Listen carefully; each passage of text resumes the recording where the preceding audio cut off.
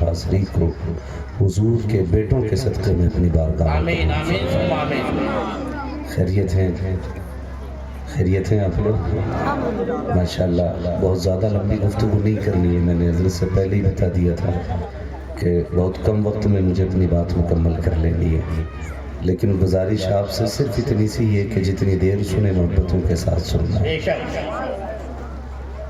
ایک بار اور رسول اور آل رسول کی بارگاہ میں درود و سلام کی ڈالیاں نچھاور صلی اللہ علیہ وسلم صلاۃ و سلام علیک یا رسول اللہ سلام علیک یا رسول صلی اللہ اللہ تعالیٰ علیہ وسلم۔ اللہ رب العزت کا شکر و احسان کہ اس نے ہمیں اور آپ کو انسان بنایا، بے شک اور انسان بنا کر کے کرم یہ کیا کہ مسلمان بنایا۔ بے شک ہم اپنے رب کی اس نعمت پہ قربان جائیں کہ اس نے مدینے والے کا چاہنے والا بنایا۔ یہ ہماری عقیدت کی ابتدا ہے حضور سے کہ اگر ہم حضور کی اولاد سے اتنا پیار کرتے ہیں تو پھر مدینے والے سے کتنا پیار کرتے ہیں۔ سبحان اللہ۔ کوئی ہماری محبتوں کا اندازہ نہیں لگا سکتا ہے، اور ہم مقدر کے دھنی ہیں کہ ہم نے بریلی کے احمد رضا کا دامن تھا۔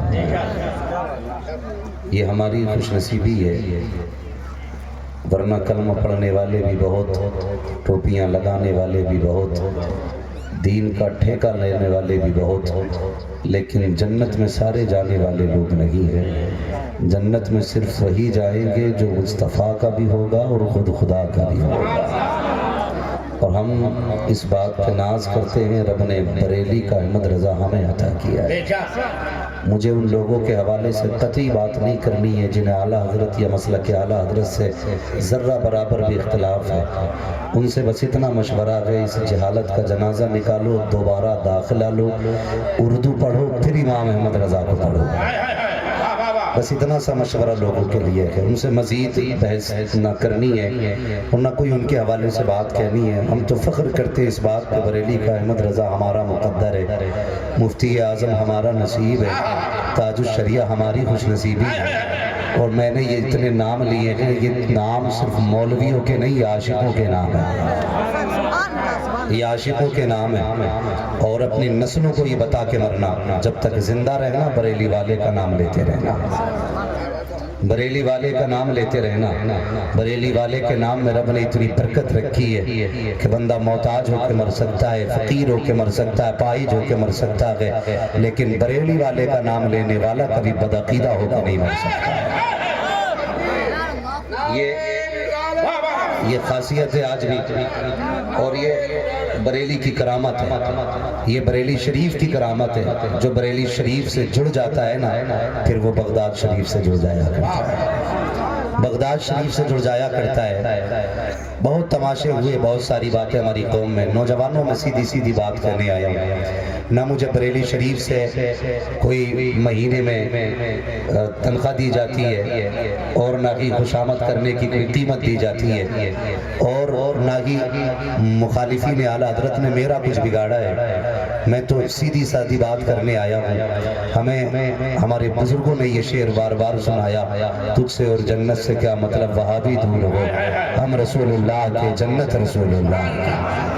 اور یہ ہمارے اکابرین کی خان بارگاہوں سے نکلنے والے اشعار ہیں۔ میں تمام ہی عاشقان اعلیٰ حضرت کو دلی مبارکباد پیش کرتا ہوں، اور ہمارا اعتقاد ہے کہ جب تک ایسے بزرگوں کے دامن سے وابستہ رہیں گے نا، انشاءاللہ کبھی بریلی سے دور نہیں ہوں گے، بریلی سے کبھی دور نہیں ہوں گے۔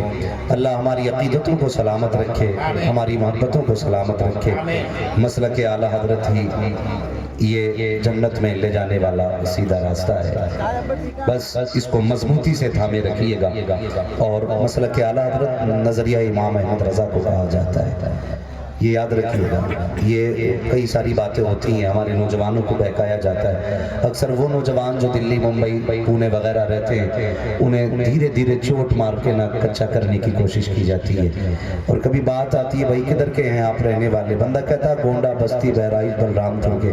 ہم سمجھ جاتے ہیں یہ ٹوٹ تو سکتا ہے لیکن اعلیٰ حضرت کا دامن نہیں چھوٹ سکتا ہے، کیونکہ اس علاقے والوں پر تاجدار بہرائچ کا خاص کرم ہے، بڑا خاص کرم ہے۔ بھائی اپنی نسلوں کو یہ سبق پڑھائیے گا تاکہ ہمارے بچوں میں بدعقیدے لوگ پیدا نہ ہوں، کوئی بدعقیدہ پیدا نہ ہو، اور مسلک میں کسی سے کوئی سمجھوتا نہیں ہونا چاہیے۔ کسی کی کتنی بھی ذاتیات پہ بڑکاؤ گفتگو ہو یا کوئی بھی مفاد کی خاطر کسی طرح کا جملہ استعمال کرے، بس ہمیں اتنا خیال رکھنا ہے مسلک کو لے کر کے ہمیں کسی سے کوئی سمجھوتا نہیں کرنا ہے۔ یہ خیال رکھا جائے، مسلک یعنی عقیدے کو لے کر کے کسی سے کوئی سمجھوتا نہیں کرنا۔ شکر ہے اللہ کا، اس نے ہمیں نسبتوں والا بنایا ہے۔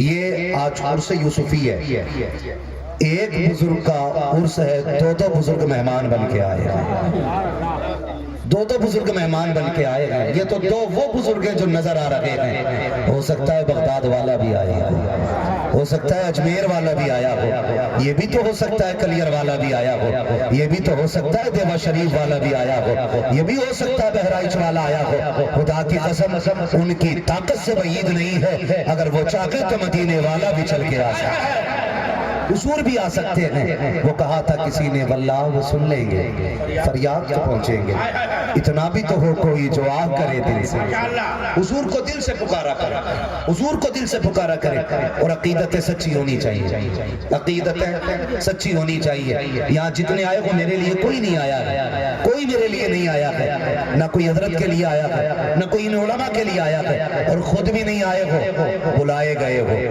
بلائے گئے ہو، اس لیے کہ محبوب کی محفل کو محبوب سجاتے ہیں، آتے ہیں وہی جن کو سرکار بلاتے ہیں۔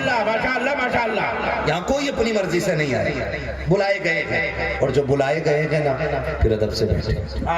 ایک بات کہی ہے کہ علماء کی محفل میں زبان سنبھال کے بیٹھا کرو، بزرگوں کی محفل میں دل سنبھال کے بیٹھا کرو، اس لیے کہ علماء کی نظر زبان پہ ہوتی ہے، بزرگوں کی نظر، ولیوں کی نظر دل پہ ہوا کرتی ہے۔ دل سنبھال کے بیٹھنا ہے، اور جب تک یہاں دل لگے نا سمجھ لینا حضور کی نظر کرم ہو رہی ہے، حضور کی زور سے حضور کی نظر کرم ہو رہی ہے۔ ابھی حضرت کہہ رہے تھے کہ بچوں کو ہٹا دیں ایک اور بڑے آگے آ جائیں، تو یہ بات مجھے بڑی ناگوار گزرتی ہے۔ حضور کی محفل میں بھائی جو جہاں بیٹھا ہوا کرے نا وہیں بیٹھنے دیا کرے، وہیں بیٹھا رہنے دیا کرے، اس لیے کہ بچے بھی حضور سے اتنا ہی عشق کرتے ہیں جتنا سفید بالوں والے کرتے ہیں، ورنہ اگر دیکھا جائے تو بچوں کی محنت جلسوں میں زیادہ ہوتی ہے، اس لیے کہ تلاوت سے پہلے بچے آیا کرتے ہیں، اور سب سے پہلے آگے مجلس کو آباد کر کے کہتے ہیں مولوی شروع کر، کوئی آئے نہ آئے حضور کے سچے غلام آئے، حضور کے غلام آ گئے ہیں۔ یہی بچے آتے ہیں جب جلسوں کا آغاز ہو جایا کرتا ہے، جلسوں کا آغاز ہوتا ہے، پھر ہمارے بڑے بھائی جو بعد میں نکل کے آتے ہیں، ہاں بھائی بیٹھ گئے امات کے، چلو ٹھیک ہے اب نکلتے ہیں۔ امات تو چھوڑو صاحب، کچھ لوگ تو گھر سے ہی تب نکلتے ہیں جب خطبہ شروع ہو جاتا ہے، یہی مولوی کی باتیں نہیں سننی ہے، بڑا سخت سست بولتا ہے، ہماری روٹی کھاتا ہے وہ ہمیں ڈانٹتا ہے، یہی سوچ کر مسجد میں نہیں آتے۔ آپ سے گزارش ہے، دور بڑا نازک ہے، یاد رکھیے گا زمانہ چال چل گیا ہے اپنی، اب تمہیں اپنی چال چلنی باقی ہے۔ آپ سے اتنی مؤدبانہ گزارش ہے، جمعے کے دن خطبے سے پہلے، تقریر سے پہلے پہنچ جایا کرو، اور اپنے امام کی گفتگو سنا کرو، اس لیے کہ آپ کا امام جب مسجد میں گفتگو کرتا ہے نا تو آپ کو 8 دن بڑی غور سے دیکھتا ہے، جو آپ کی خامیاں ہوتی ہیں وہ جمعے کے دن رکھ دیتا ہے، دشمنی نہیں ہے آپ سے، آپ نے بگاڑا کچھ نہیں ہے، وہ اس لیے آپ کے سامنے آپ کی حقیقت رکھتا ہے تاکہ جو کمیاں ہیں وہ ختم ہو جائے اور آپ کا رشتہ مدینے والے سے سچا ہو جائے، اس لیے آپ کے امام ہر جمعے کو آپ سے تقریر کر بات کرتے ہیں۔ لوگ کہتے ہیں بڑا کڑوا بولا کرتے ہیں، ایسے ڈانٹ دیتے ہیں ویسے ڈانٹ دیتے ہیں، میرے بیٹے کی شادی میں آتش بازی تو میں نے کہتی، پیسہ تو میں نے لگایا تھا، امام صاحب کو کیا ہو گیا، میرے گھر پہ خطبہ پڑھنے کے لیے نہیں آئے، نکاح پڑھانے کے لیے نہیں آئے، یار ڈی جے ہم نے بجایا ہے، تاشے ہمارے بجے تھے، امام تنخواہ لے رہا ہے، کیوں نہیں آیا نکاح پڑھانے کے لیے؟ تو یاد رکھیے گا امام کسی پیسے والے کا غلام نہیں ہوتا ہے، کسی دولت والے کا غلام نہیں ہوتا ہے۔ اگر تم ڈی جے بجاؤ گے، 100-200 روپے تنخواہ میں دو گے تو باپ کا نوکر نہ سمجھنا کہ مسجد تمہاری ہوتی ہے، مصلی مدینے والے کا ہوتا ہے، تنخواہ تم دیتے ہو، امام غلام مدینے والے کا ہوا۔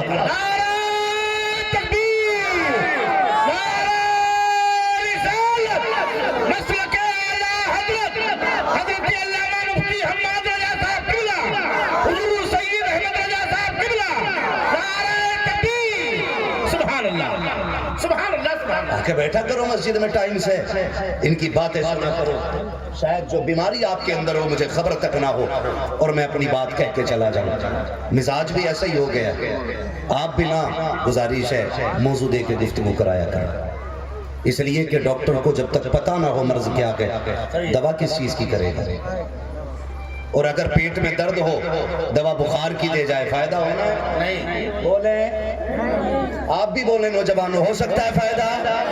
اب تو ڈاکٹر اتنے احتیاط کرتے ہیں کہ میٹر الگ لگا ہے، آلہ الگ لگا ہے، پھر بھی کہتے ہیں کہ جائیے بلڈ ٹیسٹ کرائیے۔ اس میں دو فائدے ہیں، ایک تو ڈاکٹر کچھ پڑھ ہی نہیں رہے، وہ پہلے کے حکیم ہوتے تھے جو نبض پکڑ کے اندر تک کی بات کرتے تھے، یہ ہاتھ پکڑ کے بتا ہی نہیں سکتا ہوا کیا کہ مشین بتائے گی، ایک ایک پرسنٹ دیکھنے کے بعد تمہیں بخار کی دوا دی جاتی ہے، ایک ایک پرسنٹ۔ جب بخار میں آپ اتنے محتاط ہیں تو پھر ایمان میں کتنا محتاط ہونا چاہیے، ایمان میں کتنا محتاط ہونا چاہیے نہیں؟ تو ہم صرف جلسوں میں مونٹ کے لیے موج کے لیے نہ بیٹھے، ایسے نہیں ہو بھائی مزہ آیا، کیا آواز تھی اس کی، کیا لہجہ تھا اس کا، کیا بات کر گیا، یاد واہ واہ ہو گئی۔ نہیں یار، مزہ تب ہے جب صبح اٹھو گانا گانے کو دل کرے تو پھر ایک دھڑکن اندر سے نکلے کہ خبردار رات حضور کی محفل میں وعدہ کر کے آیا تھا، آج کے بعد گانے نہیں سننے ہیں، اگر سننے ہیں تو نبی کی نعت کے ترانے سے۔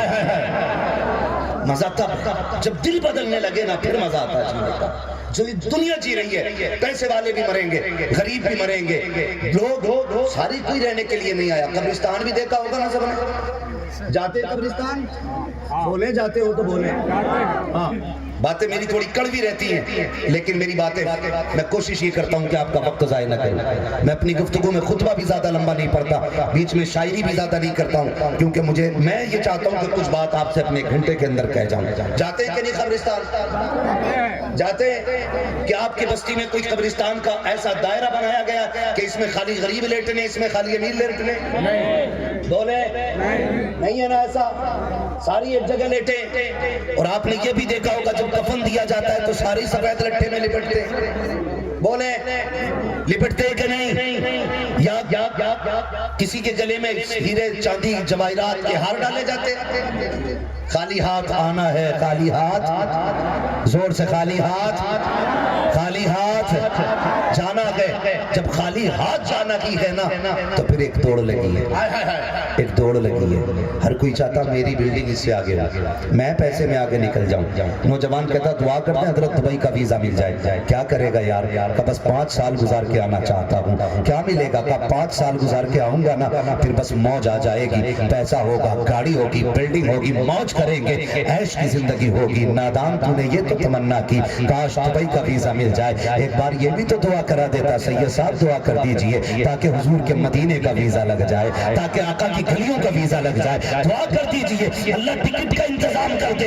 یار دبئی میں جاؤ گے 5 سال کے اندر 5 سال تک کا لے کے آؤ گے، اگر قسمت سے مدینہ چلے گئے بھیک مانگ لینا، خدا کی قسم اس سخی کا دربار ہے، ایک بار مانگو گے مدینے والا نسلوں کے گزارے کر دے گا، اور وہ اتنا دینے والا ہے، اتنا دینے والا ہے۔ بریلی کے امام نے کہا تھا کون دیتا ہے دینے کو، یوں چاہیے دینے والا ہے سچا ہمارا۔ زندہ باد، زندہ باد۔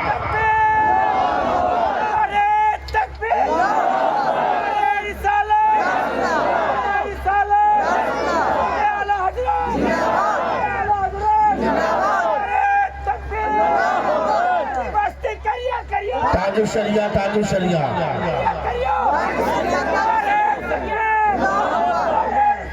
ماشاءاللہ، زندہ باد، زندہ باد۔ اعلیٰ حضرت نے فرمایا تھا جان ہے عشق مصطفیٰ، روز فضوں کرے خدا، جس کو ہو درد کا مزہ ناز دوا اٹھائے۔ سبحان اللہ۔